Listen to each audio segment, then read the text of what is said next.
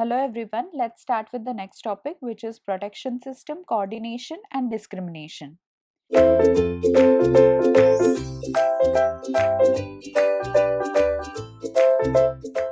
So what do you mean by protection system?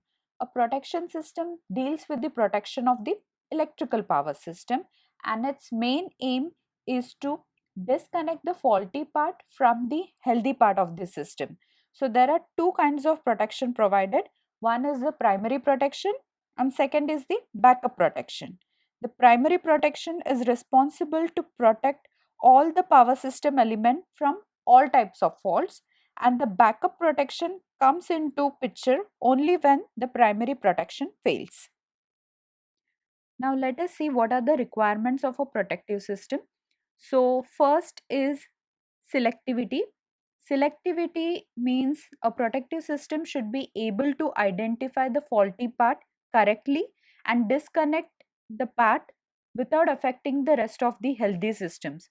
So there are the protective zones, and the protective system should be able to select that protective zone, and it should not select beyond the protective zone. If it select beyond the protective zone, then there will be an unnecessary isolation and will cause inconvenience of the supply. Next point is speed. So a protective system must disconnect the faulty system as fast as possible, because this will minimize the damage and it will improve the overall stability of the system. So speed is the requirement of a protective system. Next is sensitivity. A protective system should be sufficiently sensitive so that it can reliably operate, and a protective system should be able to sense the smallest value of the fault current so that it can start operating and will minimize the value of the fault current in the protective zone. Next is reliability.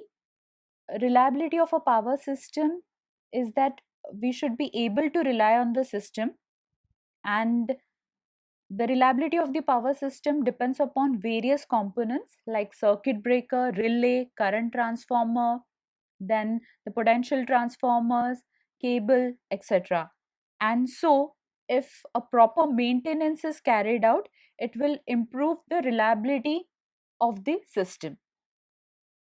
Next point is simplicity.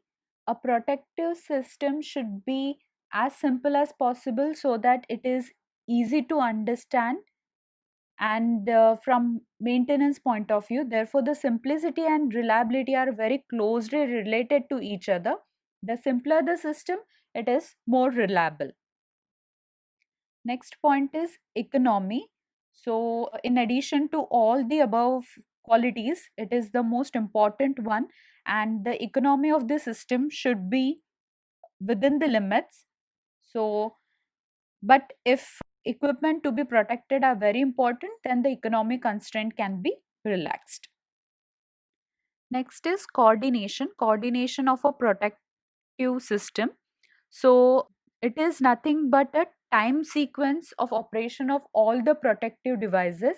So this is known as coordination, and the goal of this is to minimize the outage to a greater extent. Coordination is done by dividing the power system into protective zones.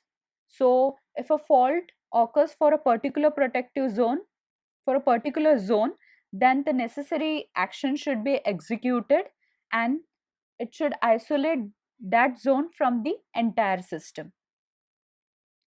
So, what happens in an electrical power system is if a short circuit occurs, the protective devices will operate and will open the circuit, and it will prevent the faulty current to flow through the system, right? This to minimize the interruption of the electric service to the other areas of the power system, and thus this is done by the protective devices which is closest to the fault will operate first rather than the one which is away from the fault location. So we will see an example. So as you can see through the diagram, here there is a utility source, there is a main circuit breaker, and then are the other breakers. So suppose that if a fault occurs here, so the breaker A should operate and isolate the faulty system. Okay, instead of the main breaker, if main breaker will operate, it will isolate the whole system.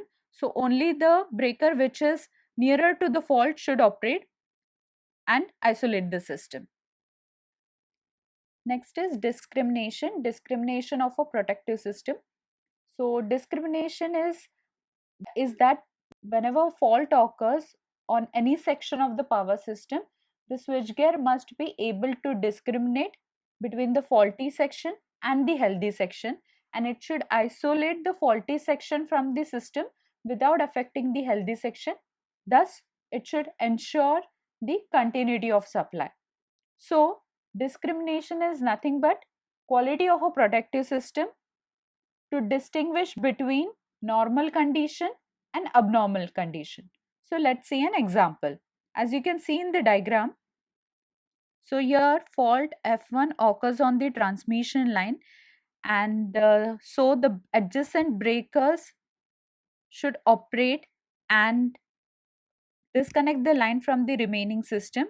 So in this way, a protective system should be selective in selecting the faulty transmission line only for the fault F1, and it should isolate it without tripping the adjacent line.